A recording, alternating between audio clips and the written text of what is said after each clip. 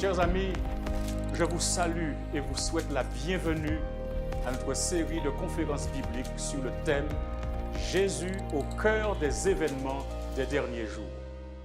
Ce moment est le vôtre. Aussi puissiez-vous en profiter pleinement. Je vous convie à une nouvelle étude, Jérusalem, la ville royale. Jérusalem, la ville royale. Le nom Jérusalem est évocateur de temple de Salomon, mais aussi de destruction et de profanation, de synagogues incendiées et détruites lors de la guerre de 1948, de lieux saints juifs à l'exception du mont du Temple.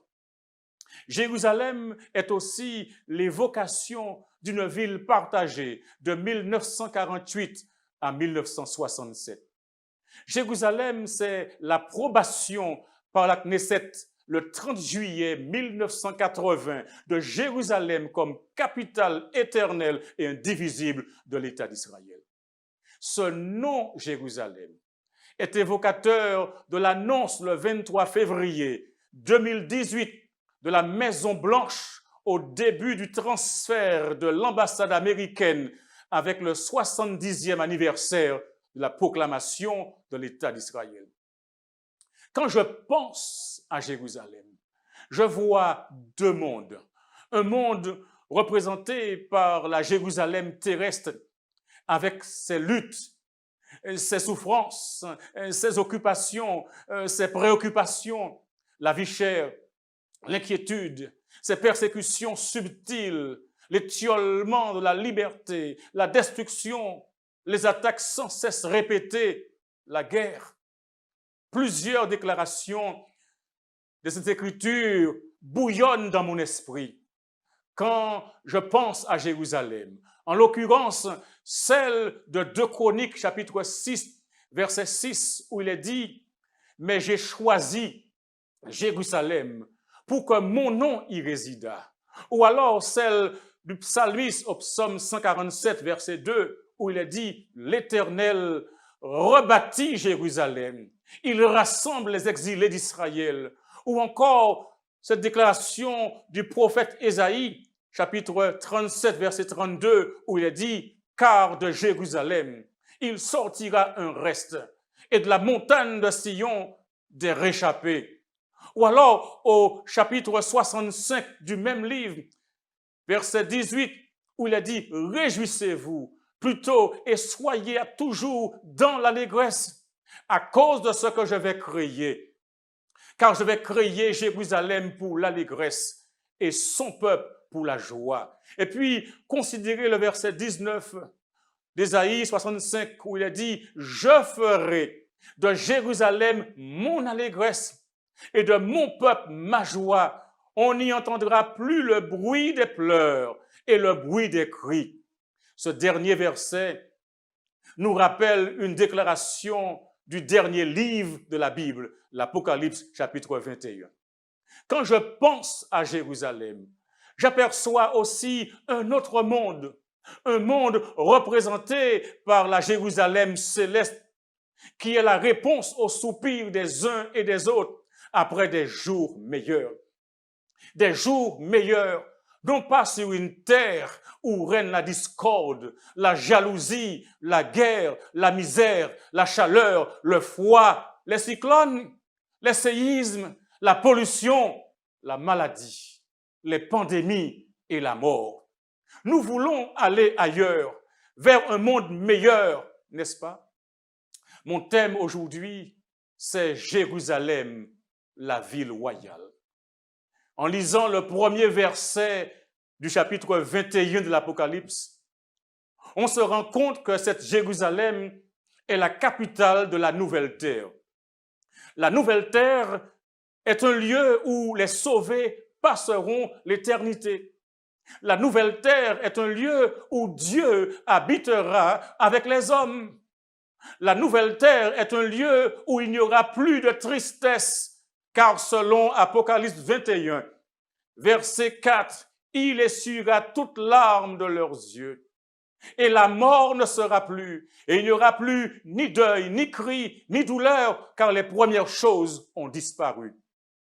En outre, le texte dit, « Et je vis descendre du ciel, d'auprès de Dieu, la ville sainte, la nouvelle Jérusalem, préparée comme une épouse qui s'est parée pour son époux. » Nous ne sommes plus au niveau de la Jérusalem terrestre, car le livre des Hébreux nous en donne l'explication. Dans Hébreux chapitre 12, verset 22, l'Écriture déclare, « Mais vous, vous êtes approchés de la montagne de Sion, de la cité de Dieu, vivant la Jérusalem céleste des myriades qui forment le cœur des anges. » L'Apocalypse chapitre 3, verset 12 déclare et corrobore cette origine. Le nom de la ville de mon Dieu, de la nouvelle Jérusalem, écoutez bien, qui descend du ciel d'auprès de mon Dieu.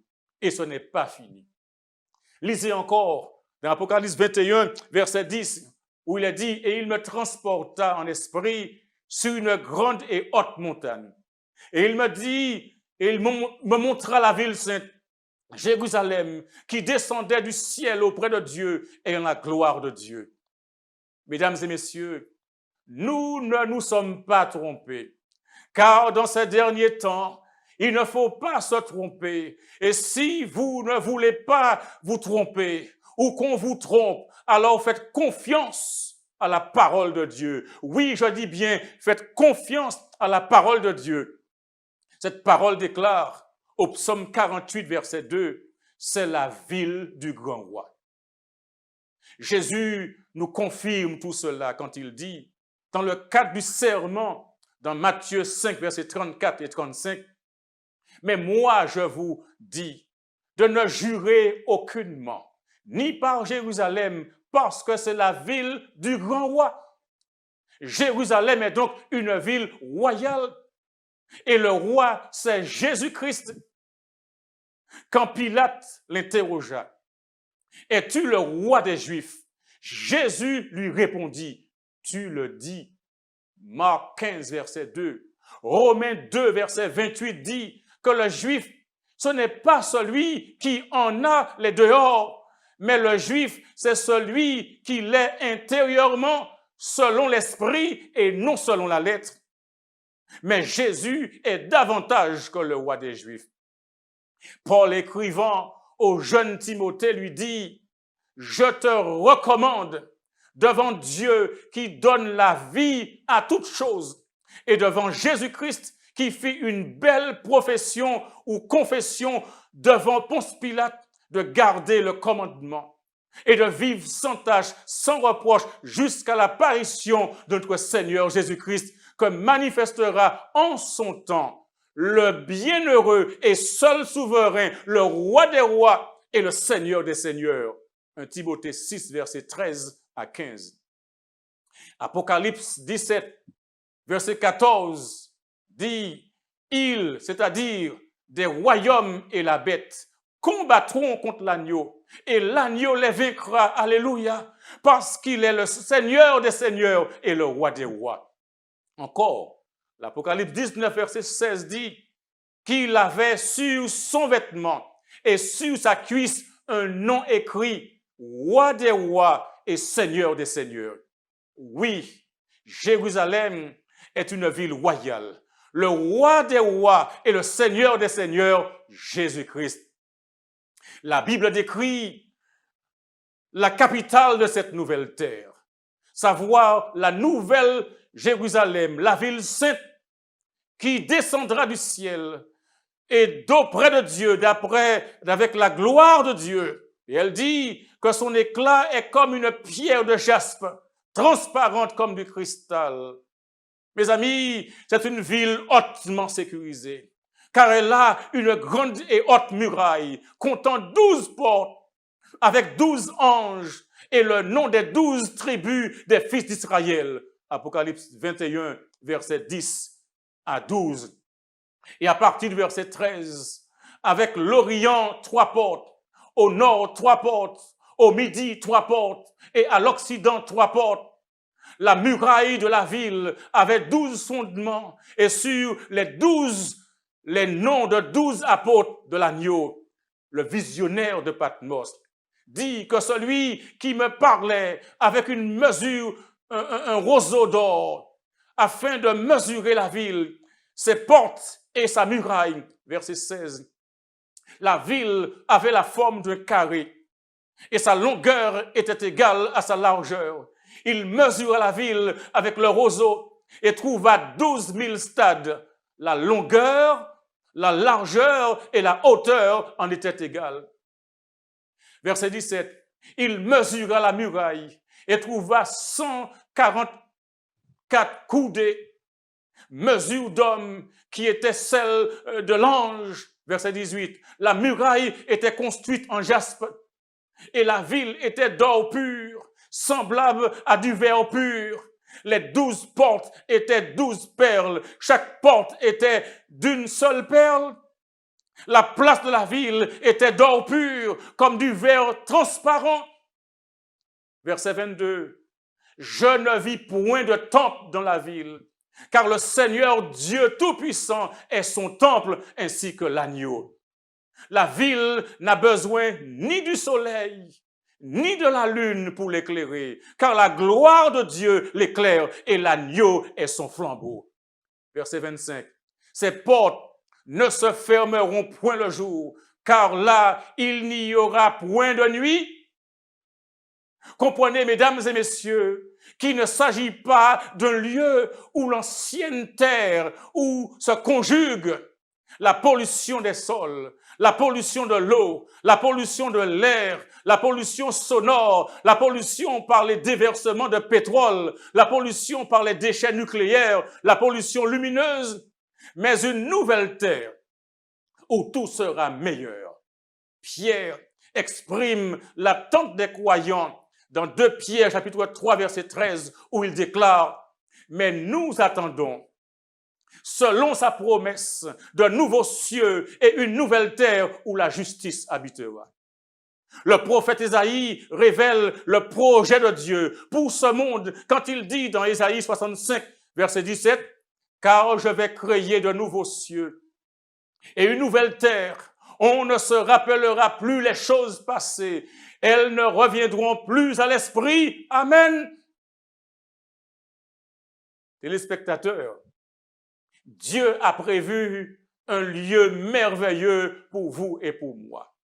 Un lieu où l'on se rencontrera pour ne plus jamais se séparer. Amen. Alléluia. Jean chapitre 14, versets 1 à 3. Oh, quelle belle promesse! Cette promesse du Sauveur où il a dit, il y a plusieurs demeures dans la maison de mon Père. Si cela n'était pas, je vous l'aurais dit, je vais vous préparer une place. Et lorsque je m'en serai allé et que je vous aurai préparé une place, je reviendrai et je vous prendrai avec moi afin que là où je suis, vous y soyez aussi. Chers amis, le moment de cette rencontre est proche. Et maintenant, Jésus te dit, mon ami, je viens bientôt. Écoutez attentivement ce qu'il déclare à l'apôtre Jean, exilé sur l'île de Patmos, dans Apocalypse 3, verset 11. Il dit, je viens bientôt. Retiens ce que tu as, afin que personne ne prenne ta couronne. Chers amis, je déclare une fois de plus, le moment approche. Jésus nous dit, je viens bientôt. Retiens ce que tu as afin que personne ne prenne ta couronne. C'est pourquoi je vous encourage à tenir bon et cela jusqu'au bout. N'oubliez pas l'Éternel, le Dieu Tout-Puissant, car c'est grâce à lui que vous êtes là aujourd'hui, quel que soit votre âge, votre taille, appartenance sociale, confessionnelle ou autre. C'est la grâce de Dieu qui fait que vous soyez là et c'est grâce à lui que cette rencontre sera rendue possible. Ainsi, par reconnaissance envers lui, élevez la bannière de la vérité, malgré le mépris et le ridicule de la société, en dépit parfois de la persécution subtile, physique ou psychologique.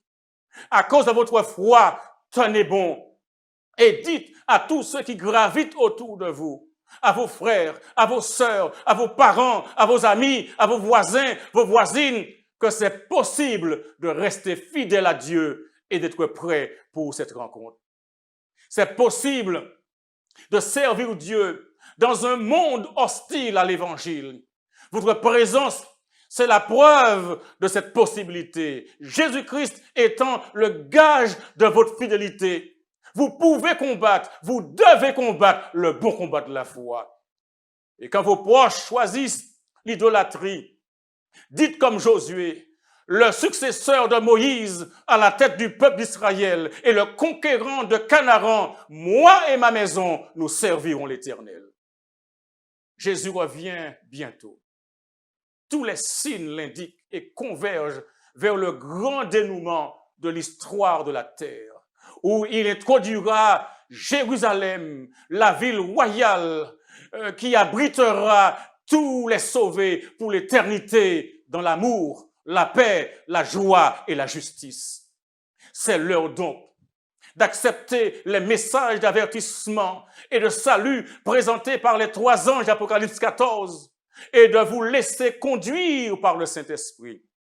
C'est l'heure de faire le plein de carburant de la vérité contenue dans la parole de Dieu concernant les événements des derniers jours, afin de tenir bon dans le conflit cosmique entre le bien et le mal. C'est l'heure de se procurer une Bible afin que chaque foyer martiniquais, chaque foyer du monde entier puisse disposer des informations ultimes et indispensables pour avertir cette population de l'imminence du retour de Jésus et de ne pas se fier aux apparences religieuses de notre époque matérialiste et incrédule. C'est l'heure de se renseigner et d'opérer sous la direction du Saint-Esprit une réforme sur le plan sanitaire qui soit holistique, car ceux qui se préparent à vivre sur la nouvelle terre et à fouler les rues pavées d'or de la Nouvelle Jérusalem devront dès à présent, je dis dès à présent, se mettre au diapason avec les recommandations relatives au manger et au boire. Vous et moi sommes concernés. C'est pourquoi je vous en supplie, engagez-vous à faire partie du peuple de Dieu. Ce reste qui lui est fidèle dans tous les aspects de sa vie et qui n'a pas peur ni honte de garder ses commandements au milieu d'une génération rebelle. Ce reste qui se soumet aux conditions d'admission dans cette ville, j'ai bien dit aux conditions d'admission dans cette ville, la Nouvelle Jérusalem. Oui, l'accès de la ville est réglementé. Il y a des conditions d'entrée.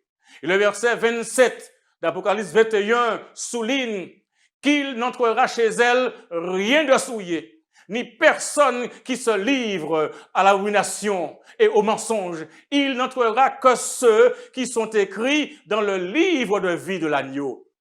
L'Apocalypse 22 donne un verset terrible, le verset 15. Dehors les chiens, les enchanteurs, les impudiques, les meurtriers, les idolâtres et quiconque aime et pratique le mensonge.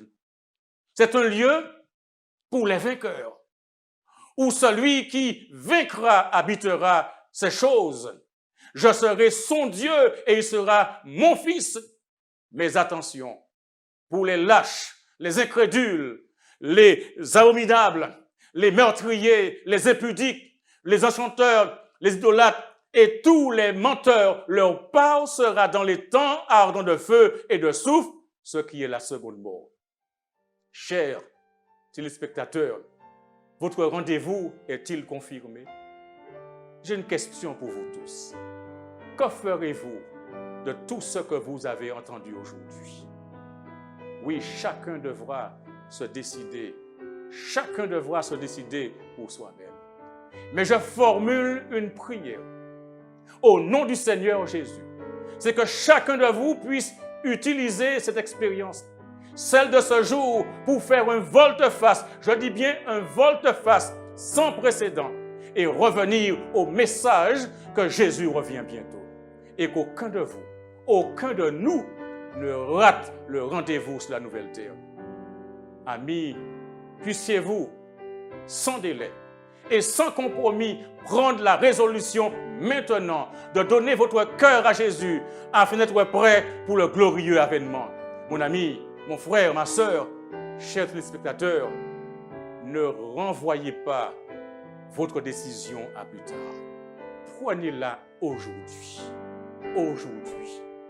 Apocalypse 22, verset 14 déclare « Heureux ceux qui lavent leurs robes afin d'avoir droit à l'arbre de vie et d'entrer par les portes dans la ville. » Le voulez-vous? Le ferez-vous? Si vous le voulez, alors soumettez-vous à lui, à celui qui est seul capable de vous y préparer, savoir Jésus-Christ.